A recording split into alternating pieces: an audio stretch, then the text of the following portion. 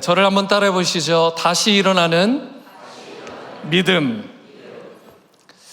여러분, 제가 질문하는 것에 대해서 동의하시면 여러분 아멘 또는 yes or no로 여러분들 대답을 좀 해보시면 좋겠습니다.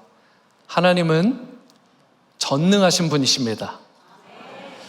하나님의 능력이 나에게, 우리에게 임하시게만 할 수 있다면 어떠한 문제든지 어떠한 위기든지 그것을 우리가 넘어설 수 있습니다. 여러분, 아멘으로 화답하신 분들, 혹시라도 아멘으로 화답하지 않았더라도 오늘 말씀을 통해서 그것을 아멘으로 받아들이는 여러분들의 놀라운 변화가 있게 되기를 축복합니다. 그런데 여러분, 어떻게 하면 이런 전능하신 하나님의 능력을 과연 나의 삶의 현실 가운데, 우리의 삶의 현장 가운데 가져올 수 있을까? 전능하신 하나님이신데 그 능력을 나의 현실에 끌어들여야 되잖아요. 어떻게 할 수 있을까?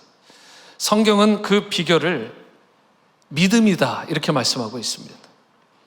믿음은 하나님의 능력을 내 삶의 현실 가운데 가져오게 하는 통로가 되는 것입니다. 그렇기 때문에 여러분과 제가 비록 다른 것은 좀 부족하고 다른 것은 좀 소유하지 못했더라도 이 믿음만 정확하게, 이 믿음만 바르게 가지고 있다면 어떠한 문제도 잘 핸들하고 정복해서 승리할 수 있는 여러분과 저의 삶이 되게 될 줄로 믿습니다.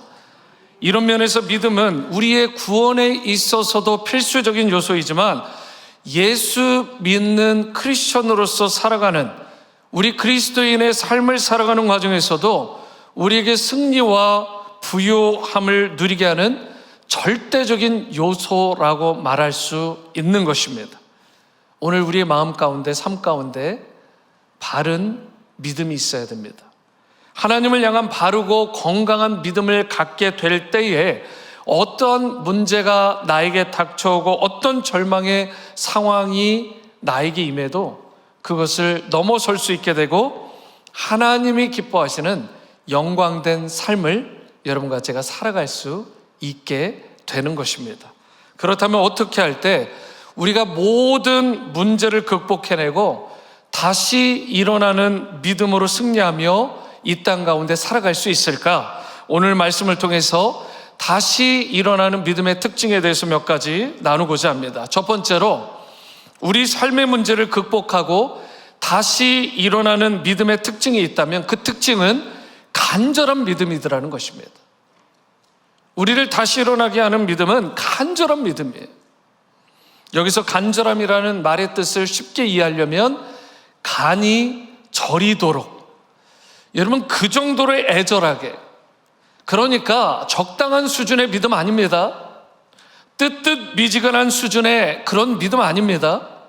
정말 그야말로 절박한, 간절한, 간이 저리도록 오장육부가 다 뒤틀릴 정도로 모든 것을 쏟아내서 주님 앞에 나아가는 그 간절한 믿음을 말하는 거예요.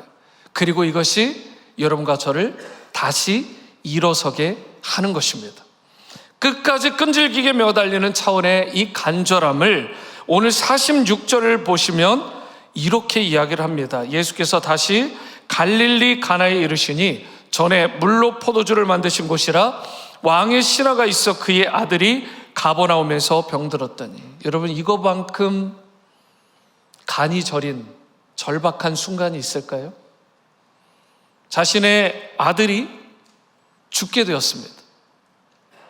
여러분들의 자녀가 죽게 되었다라고 생각을 해보십시오. 상황을 바꿔서. 여러분, 간이 저리지 않겠어요? 정말 절박하지 않겠습니까? 지금 예수님께서는 갈릴리 가나 지역에 계시고, 그런데 이 왕의 신하로 불려지는 이 아버지의 아들은 가버나움에 있습니다. 그런데 여기서도 우리가 볼 수 있는 대목이, 보통 아프면 누군가가 의원이 필요하면 어떻게 해요? 이 아픈 대상을 데리고 갈 거 아닙니까?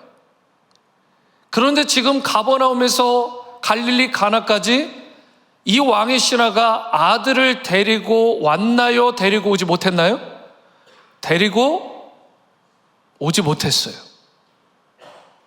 왜 그럴까요? 그만큼 상황이 좋지 않은 것입니다. 어쩌면 오늘 죽어도 이상하지 않을 정도의 컨디션인 거예요.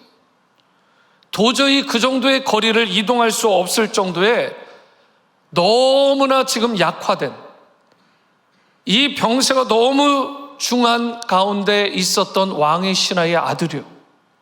그래서 가나까지도 예수님 앞으로 이 아들을 데리고 올 수 없었던 것입니다. 이런 절박한 상황, 이런 절체절명의 위기의 순간 가운데 왕의 신하는 아들을 고치기 위해서 그야말로 모든 것을 다 쏟고자 했을 거예요. 어떤 수단 방법을 동원해서라도 이 아들을 살리고 싶은 마음이에요. 지난 주 중에 한 분이 저를 찾아오셨습니다. 아드님이 50대예요. 그러면 이분의 나이를 가늠할 수 있겠죠. 연세가 제법 많으십니다. 그런데도요, 그 아들이 지난 1년 동안 불치병으로 인해서 손발이 마비되고 일어나지를 못하셨어요. 휠체어 신세를 지고 있는데 도대체 병명을 찾지 못하는 거예요. 저를 찾아오셨어요. 목사님, 이런 상황입니다. 정말 간절히 기도해 주십시오. 그게 70이 되든 80이 되든 90이 되든 부모의 심정이에요. 오늘 이 왕의 신하는 이 아들이 이러한 병세 가운데 있었을 때 너무 절박한 거예요. 가슴이 찢어지는 것입니다. 그 절박함을 가지고 예수님께 단숨에 달려온 거예요. 가버나움에서 갈릴리 가나까지는 약 20마일의 거리입니다. 그런데 그 거리가 멀게 느껴졌을까요? 아니요. 단번에 뛰어간 것입니다. 그 거리가 이 아버지에게는 조금도 문제가 되지 않아요. 성경의 전체적인 내용을 살펴보면 이 왕의 신하는 그가 모시고 있는 왕이 이 당시에 헤롯 안티파스입니다. 헤롯 안티파스라는 왕의 신하 정도 되면 굉장히 높은 포지션이잖아요. 그런데 그런 위치에도 불구하고 체면, 자신의 위치, 권세, 이런 거 다 필요 없는 것입니다. 그거 중요하지 않은 거예요. 오직 아들을 살려주시기만 한다면, 이 아들을 살릴 수만 있다면 그걸로 족한 것입니다. 왕의 신하로서의 체면 따위는 버린 지 오래예요. 이 아들을 살리고 싶은 이 아비의 마음이에요. 오직 그의 마음 가운데는 너무나 간절한 갈망이 있었어요. 그래서 찾아왔습니다. 전능한 능력을 소유하신 예수님을 만나서 자신의 아들의 병을 치유해서 이 아들을 살리고자 하는 거예요. 무슨 대가를 지불해서라도 반드시 예수님을 만나야 되겠다. 이분을 만나면 내 아들이 살 거라는 믿음을 가지고 그 간절함으로, 애달픔으로 예수님을 지금 찾아온 거라고요. 저는 여러분과 저에게 이런 애달픔, 이 간절함으로 예수님 앞에 나아간 적이 언제인지 묻고 싶습니다. 정말 언제 이런 절박함으로, 간절함으로 주님 앞에 기도의 무릎을 꿇었는지, 그분을 의지하고 신뢰해 봤는지. 사랑하는 여러분, 우리가 다시 일어서는 주님의 은혜를 누리려면 우리 가운데 이 왕의 신하와 같은 이 절박함, 이 간절한 마음이 필요한 것입니다. 예수님을 만나고자 하는 그 간절한 마음을 가진 인생을 우리 주님께서는 결코 외면하시는 법이 없는 거예요.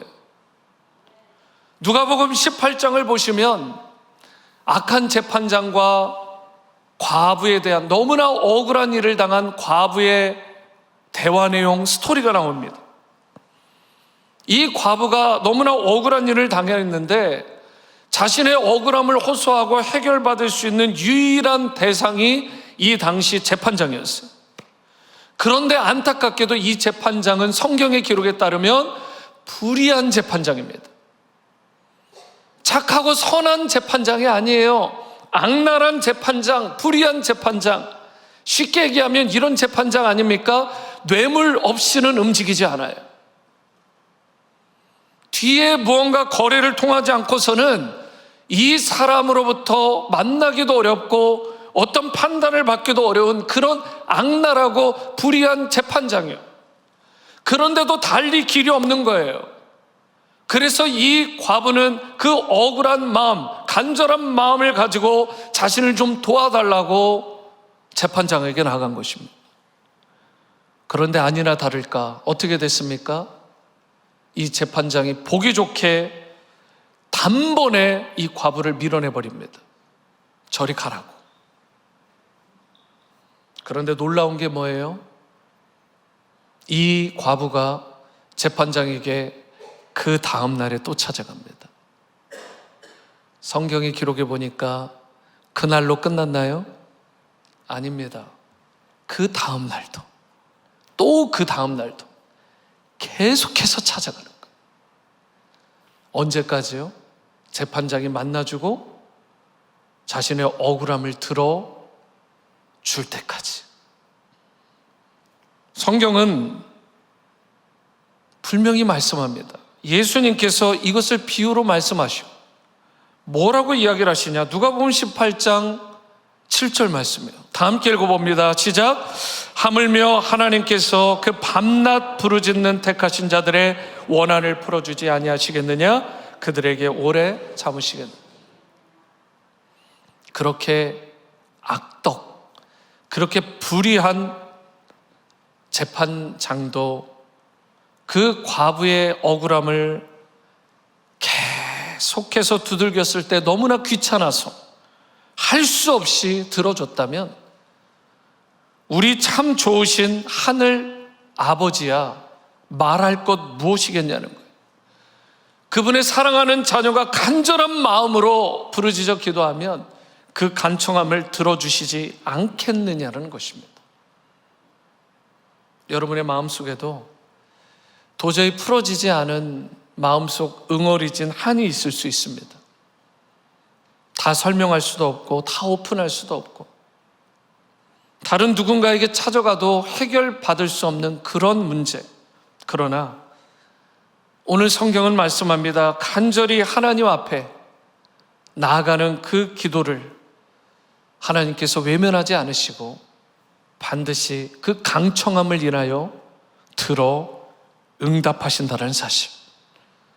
그리하여 여러분과 저의 삶 가운데 어떤 부분이라도 다시 일어서고 회복시켜 주시는 그 은혜, 그 축복, 저는 바라기로 여러분과 제가 오늘 이 왕의 신하, 이 과부의 이 간절한 기도의 자세를 우리의 삶에서 실천함으로 말미암아 이런 은혜와 축복을 풍성히 누리시게 되기를 주님의 이름으로 축원합니다. 두 번째로 우리 삶의 문제를 극복하고 다시 일어서는 믿음의 그 특징을 보니까 보지 않고도 믿는 믿음이더라는 것입니다. 보지 않고도 믿는 믿음. 50절 말씀 보십니다. 예수께서 이르시되 가라 내 아들이 살아있다 하시니 그 사람이 예수께서 하신 말씀을 믿고 가더니. 지금 현실 가운데 무언가 이루어진 것을 보고 만지고 떠났다라고 하지 않습니다. 좀 더 자세히 설명을 드리면 지금 이 왕의 신하는 실제로 자신의 아들이 고침을 받았는지 고침을 받지 않았는지 확인해 볼 방법이 없었어요. 20여 마일 떨어진 먼 가버나움에 있었기 때문에 이 사실을 확인할 방법이 없었습니다. 그럼에도 불구하고 정상적인 우리의 태도가 뭐겠어요? 누군가가 아플 때 의원을 데려다가 진맥을 하든 만지든 치료하도록 할 거 아닙니까? 그런데 놀라운 것은 뭐예요? 예수님께서 말씀만 하셨다고요. 그런데도 왕의 신하는 그 말씀만 믿고 같다니까요. 지금 보지도 않고 만져지는 게 없었지만, 비록 자기의 아들은 먼 곳에 있었지만, 그리고 진정한 의원이 되시는 이 예수님을 데리고 갈 수도 없었지만, 예수님이 말씀하셨으니까 그 말씀 하나 믿고 그냥 20마일을 떠나간 것입니다. 이것이 바로 보지 않고도 믿는 믿음입니다. 이게 얼마나 대단한 믿음인지. 오늘 이 시대는 사실 보여주어도 잘 믿지 않는 사람들로 가득합니다. 뻔히 하나님이 역사하시는 현장을 다 보여주어도 그것을 받아들이지 않고 의심하는 자들이 많아요. 그런데 안타까운 건 우리 믿는다라는 사람들 사이에서도 이런 일들이 의외로 많다라는 것입니다. 보여주어야 믿는 거예요. 만져줘야 믿는 것입니다. 내가 하나님의 말씀만으로 안 된다라는 거예요. 여러분, 대표적인 인물이 도마 아닙니까? 요한복음 20장에 보면 예수님께서 부활하신 후에 제자들에게 나타나셨어요. 그때 때마침 도마가 그 자리에 없었죠. 그리고 나서 예수님이 떠나시고 제자들이 도마를 만나게 됩니다. 제자들이 뭐라고 해요? 우리가 부활하신 예수님 만났다. 너무 익사이링해가지고 막 이야기를 했는데 도마가 뭐라고 얘기했어요? 찬물을 확 끼얹어 버립니다. 내가 그분의 손의 못자국을 보며 내 손가락을 그분의 그 창자국, 그 옆구리에 넣어보기 전까지는 나 믿지 않겠어. 그런데 생각해 보세요. 여러분, 이게 의심 없는 도마라고만 말할 수 있는 내용인가요? 여러분, 정말 되게 합리적인 사람 아니에요? 정말 이성적인 사람 아닙니까? 정말 체계적이고 어떻게 보면 정말 과학적인 수준의 사람 아니에요? 그런데 그 후에 예수님께서 도마에게 나타나셨죠? 그리고 도마가 원하는 대로 해주십니다. 뭐라고요? 십자가에 못 박히신 손도 보여주시고요, 옆구리에 네 손 넣어보라고 그렇게 이야기를 하십니다. 그런데요, 예수님께서 이렇게 강력한 메시지를 전하세요. 요한복음 20장 29절입니다. 다 함께 읽어봅니다. 시작. 예수께서 이르시되 너는 나를 본 거로 믿느냐? 보지 못하고 믿는 자들은 복되도다. 여러분, 보고도 믿지 않는 사람이 있는 반면에 이 처음 도마와 같은 보아야 믿는 사람이 있는 반면에 보지 않고도 하나님 신뢰하고 믿고 의지하는 사람들이 있어요. 그런데 그러한 사람들의 믿음이라면, 그러한 신앙이라면 이것을 바로 주님께서 성숙한 신앙이라고, 내가 기뻐하는 믿음이라고 주님께서 칭찬하시지 않겠습니까? 그리고 여러분과 저에게는 바로 이 믿음이 필요한 것입니다. 오늘 본문 속 왕의 신하는 보지 않고도 예수님을 신뢰했다니까요. 예수님이 말씀하신 한마디만 믿고 지금 죽어가는 아들에게 갔다니까요. 이것을 예수님께서 너무나 귀하게 보시고 그 아들이 고침을 받도록 그 믿음에 반응해서 놀라운 은혜를 베풀어 주신 것입니다. 오늘날 현대인들은 봐야만, 확인해야만 믿으려고 하는 경향들이 너무나 강해요. 그래서 자신도 모르는 사이에 자꾸 논리 그렇게 이야기를 해요. 논리라는 것을 꺼내서 그것을 따라서 신앙을 결정하려고 하는 거죠. 그런데 여러분, 다시 한번 곰곰이 생각해 보시더라도 어때요? 신앙의 세계는 논리의 세계가 아닙니다. 만일 논리로 다 이해할 수 있고 합리성으로, 이성으로 내가 다 헤아릴 수 있다면 저는 그렇게 생각해요. 이것은 이미 신앙의 세계가 아니다. 내 이성과 내 논리와 내 합리성으로 이것들이 다 그려지고 이해되어지고 판단되어진다면 그건 이미 신앙 세계가, 그건 이미 영적인 세계가 아니라니까요. 청년부 사역을 하던 한 목사님이 어떤 청년에게 이런 질문을 들었다고 그래요. 목사님, 다른 것은 좀 다 이해가 되는데 한 가지 도저히 이해가 안 되는 게 있습니다. 이게 뭐냐? 이렇게 물으니까 그 청년이 그랬대요. 예수님께서 물 위로 걸어가신 것은 도무지 이해가 안 됩니다. 그 사람이 중력에 이끌려서, 중력에 따라서 물 위에 서면 빠져야 정상인데, 아무리 예수님이 하나님이시라고 하지만 어떻게 물 위로 걸어가실 수가 있겠습니까? 그럴싸하잖아요. 그때 이 청년부 목사님이 이렇게 되물었다고 해요. 야, 그럼 하나님께서 물에 빠지는 건 이해가 되냐? 여러분, 하나님이 물에 빠지신다? 그게 더 이해가 되세요? 그러면 믿으시겠어요? 여러분, 우리가 말도 안 되는 논리를 가지고 가끔 이야기를 하죠. 그런데 그런 걸 가지고 따지다 보면 성경의 말씀들, 여러분, 대부분이 설명이 안 됩니다. 주위에도 보면 도무지 하나님에 대해 이해하려고도 하지 않아갖고 강팍한 마음을 가지고 이해가 안 돼 이러는 분들이 있어요. 그런데 여러분, 곰곰이 생각해 보세요. 여러분과 저의 이 머리로, 이 이성으로 이해되는 분이라면 이미 그분이 하나님이 아니시지 않겠어요? 내 머리로 이해되어지는 하나님이라면 그분이 하나님이시겠냐고요. 요한복음 6장에서 베드로가 예수님께 이렇게 고백을 했어요. 베드로의 놀라운 고백이에요. 우리가 주는 하나님의 거룩하신 자인 줄 믿고 알았사옵나이다. 여러분, 여기서 질문입니다. 믿는 게 먼저예요? 아는 게 먼저예요? 신앙생활은? 헷갈리세요? 제가 방금 전에 읽어드렸는데, 알고 믿은 게 아니라 믿고 나니 알았사옵나이다. 여러분, 성경을 보면 믿음이 먼저인 거예요. 내가 믿고 알았사옵나이다. 즉, 믿으면 깨달아지고 알아지는 세상이에요. 사실 이게 신앙생활이죠. 내가 알고 난 뒤 믿는 것이 아닙니다. 믿으면 알게 되는, 믿으면 깨달아지고, 믿으면 살아내지는 그 세상, 그 영역이 바로 신앙의 신비인 것입니다.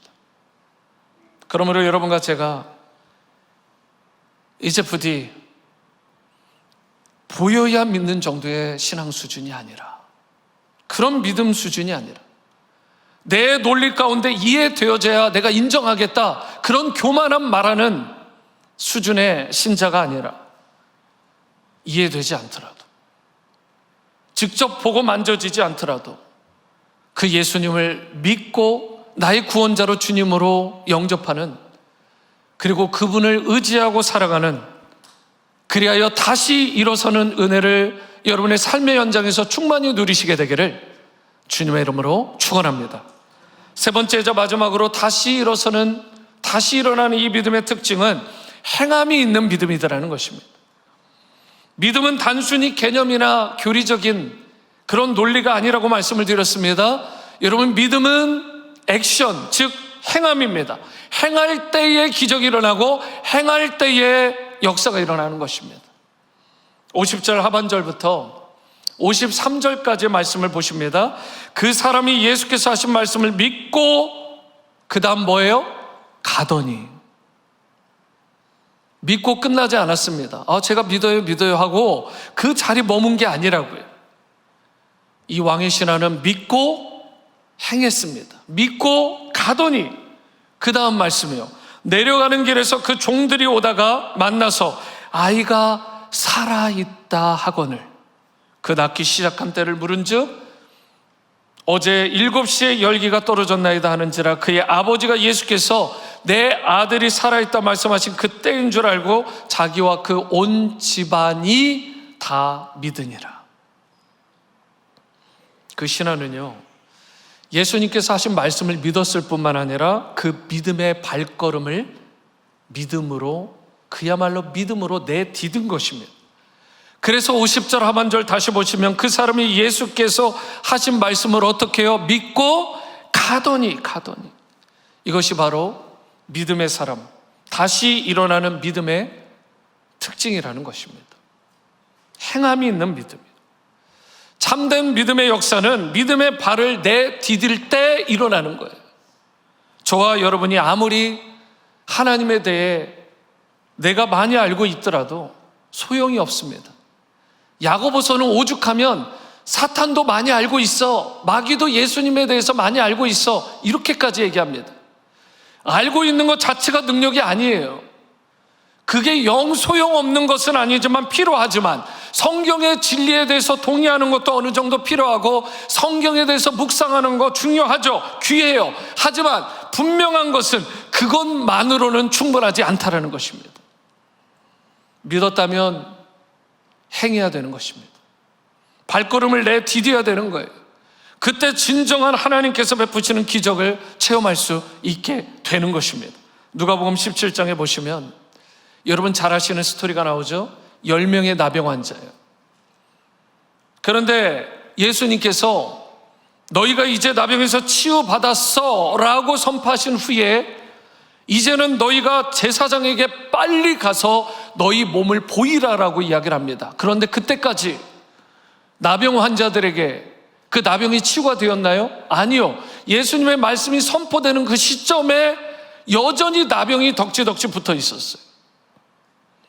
그런데 그들이 길을 가던 중이었습니다. 그래서 누가복음 17장 14절 하반절에 분명히 이렇게 말씀하고 있어요. 그들이 가다가 깨끗함을 받은지라. 믿음의 액션을 취했을 때에, 행함으로 보였을 때에 예수님께서 선포하신 그 말씀이 실제가 된 것입니다. 그 전까지는 기적이 일어나지 않았어요. 하지만 예수님의 말씀을 믿고 믿음의 발걸음을 내딛는 순간 그 믿음으로 말미암아 치유되는 역사가 일어난 것입니다. 이것이 믿음의 세계입니다. 사랑하는 성도 여러분, 오늘 여러분과 저의 삶 가운데도 수많은 문제가 있고 어려움이 있을 수 있습니다. 그러할 때 주님의 말씀을 믿고 믿음의 발걸음을 기꺼이 순종함으로 내어딛는 여러분과 저의 삶이 될 수 있게 되기를 바랍니다. 그러할 때 여러분 모든 문제들이 떠나가게 되고 하나님 사이즈의 은혜와 복이 여러분과 저의 삶에 임하게 되는 것입니다.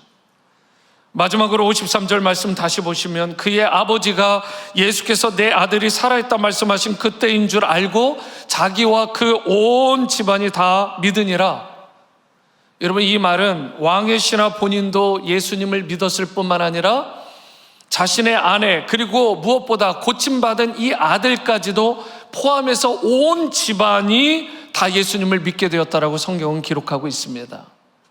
이걸 왜 기록했을까요? 여러분 우리가 병으로부터 치유받는 것, 우리의 자녀들이 치유받는 것, 그것도 기적이죠. 하지만 세상이 아닌, 세상의 권력자가 아닌 진정 예수 그리스도를 내가 믿고 섬기는 자가 된 거예요. 내가 그분을 위해서 내 일평생 나의 삶을 헌신하겠다, 드리겠다라고 고백하고 그렇게 살아가는 것, 이것이야말로 진정 기적 중의 기적임을 믿으시기 바랍니다. 예수님께서 행하신 모든 기적과 표적에는 그 문제가 해결되는 것, 표적을 행한 것 자체가 예수님이 표적을 행하신 이유와 목적이 아니었어요. 예수님을 믿음으로 말미암아 그 다음 그로 말미암아 그의 가족과 그의 이웃들에게 그 복된 소식, 예수 그리스도의 주 되심을, 구원자 되심을 선포하고 그로 말미암아 그 인생의 주위에 있는 모든 사람들이 하나님께 영광 돌리는 삶을 살아가도록 여러분과 저에게 이적도 행해 주시고 병치유도 주시고 문제도 해결받게 하여 주시는 줄로 믿습니다.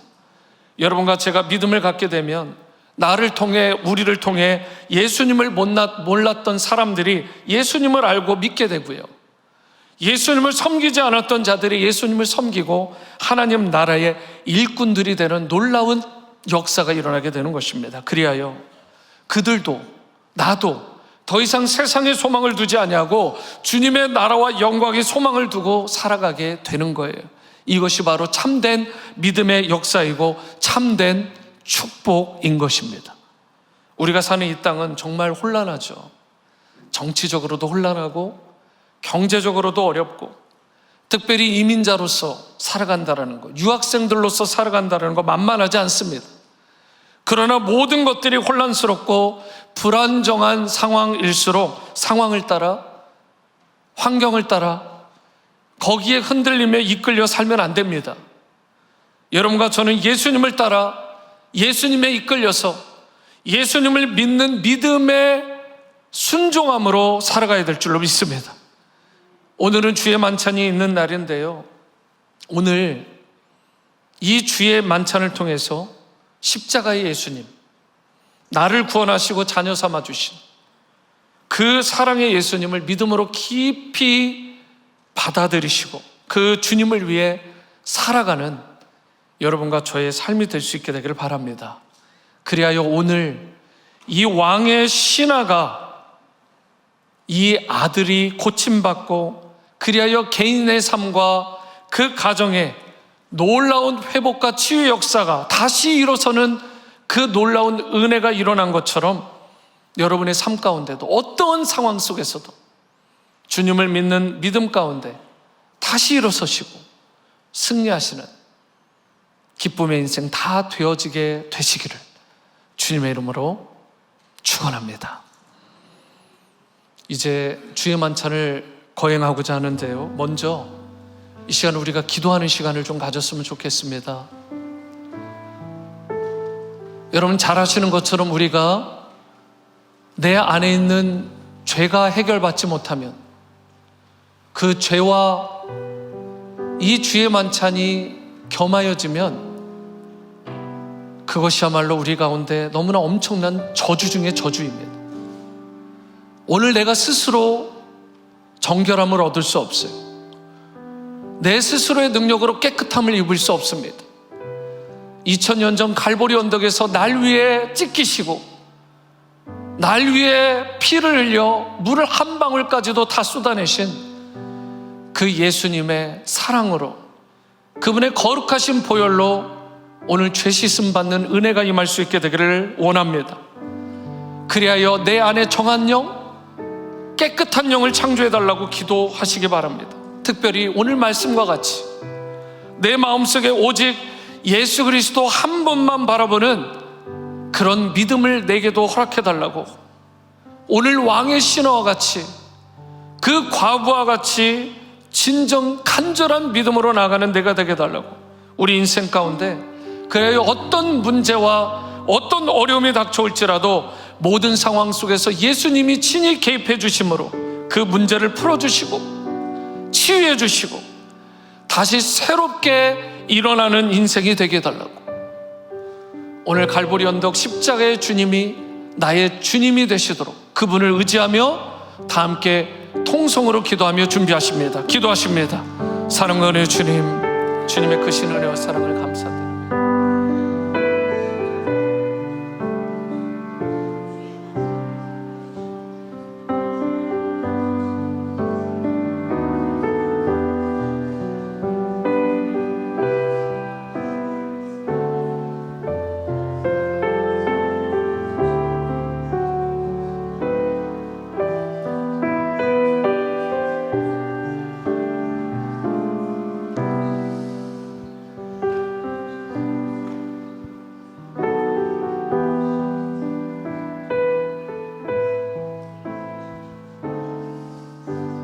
말씀 예수님의 이름으로 기도합니다.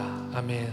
여러분 이 시간에는 주의 만찬을 거행하겠습니다. 찬양하시면서 분병 분잔을 위한 키트를 여러분들에게 나눠드릴 텐데요, 받으신 후에는 개인적으로 드시지 마시고 모든 분들이 다 받으신 후에 함께 우리가 먹고 마시도록 하겠습니다. 주의 만찬 키트는 침례나 세례를 받으신 분이 받고 참여하실 수 있습니다. 혹시라도 침례나 세례 받지 못하신 분은 혹시 깊이 묵상하시면서 주님께서 주시는 동일한 은혜에 동참하실 수 있게 되기를 바랍니다. 이제 오늘 주의 만찬 우리 위원 한 분 한 분이 여러분들에게 분명문장 키트를 나눠드릴 것입니다. 그걸 붙드시고 계속해서 기도하시고 또 찬양하시면서 주님의 십자가 앞으로 더 가까이 나가도록 하시겠습니다. 찬송가 305장 나 같은 죄인 살리심, 우리 함께 찬양하십니다.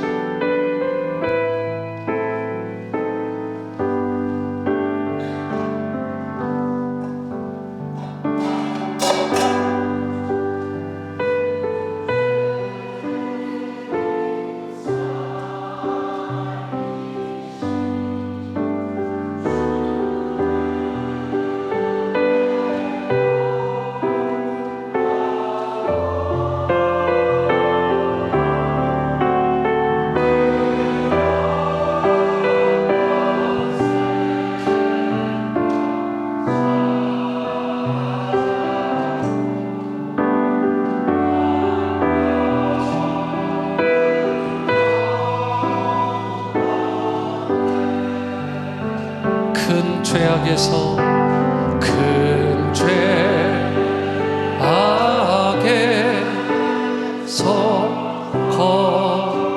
거지신 주 내 고마워 나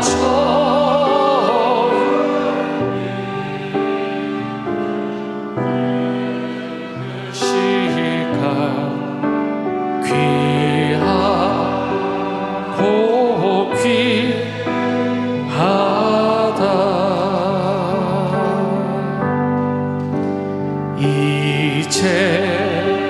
이제껏 내가 산 것도 주님의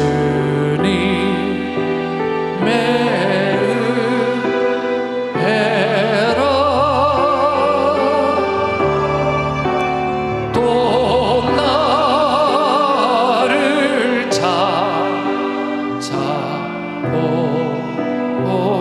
찾아오냐에 인도해 주시리 거기서 우리 영혼이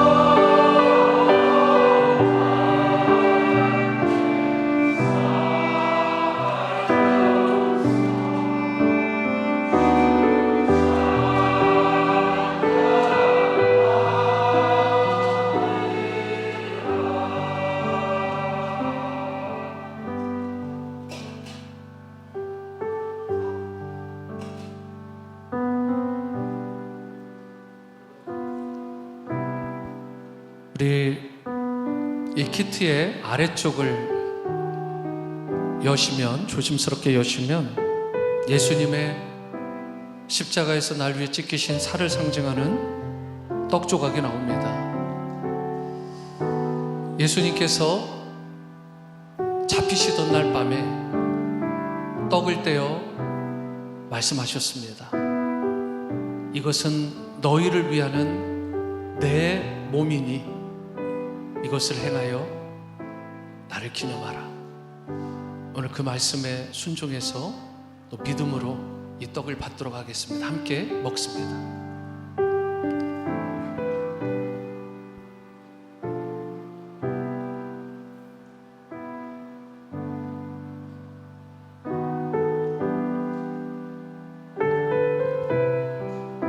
식후에 예수님께서 잔을 들어 축사하시고 말씀하셨습니다.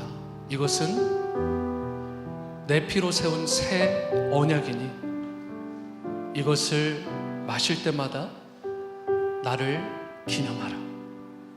예수님께서 2000년 전 나를 위해 흘리신 이 고귀한 피를 상징하는 포도주를 함께 마시겠습니다.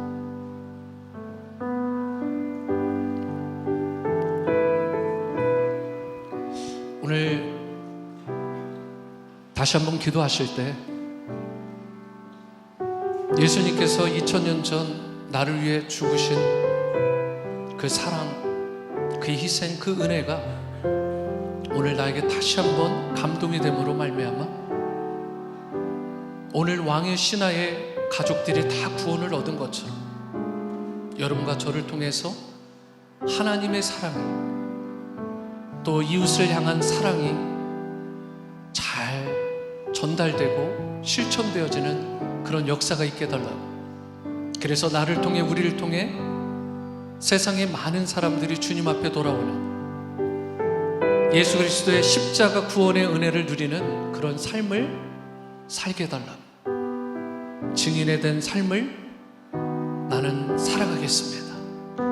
그런 마음의 다짐을 담아 예수님의 십자가 앞으로 더 가까이 나가시면서 한 번 더 통성으로 기도하시겠습니다. 사랑과 은혜 주님 감사합니다. 아버지 역사해 주시옵소서. 나를 베풀어 주시옵소서. 아버지,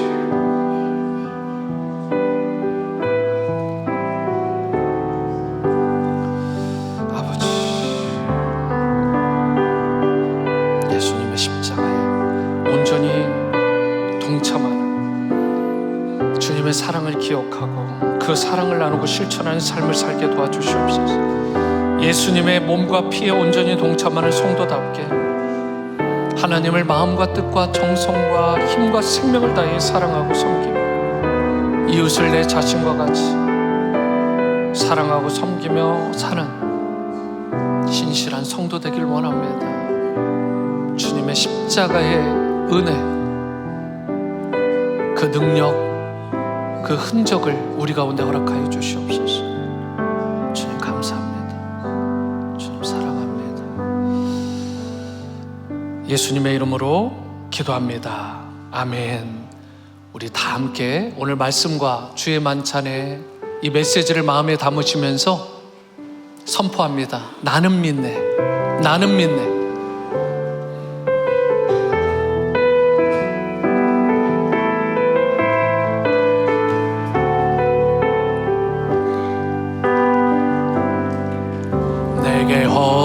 허락하신 시련을 통해 나의 믿음 더욱 강하게 자라나고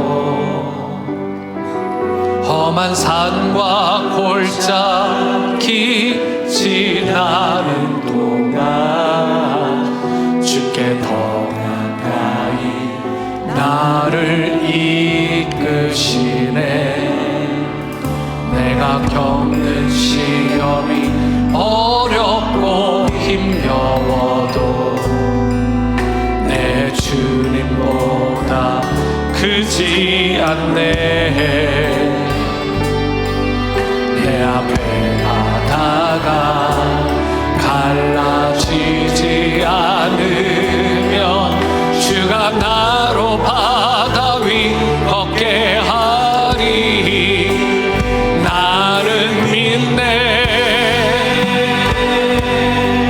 주의 능력으로 내 삶 새롭게 되리. 나는 믿네. 주의 능력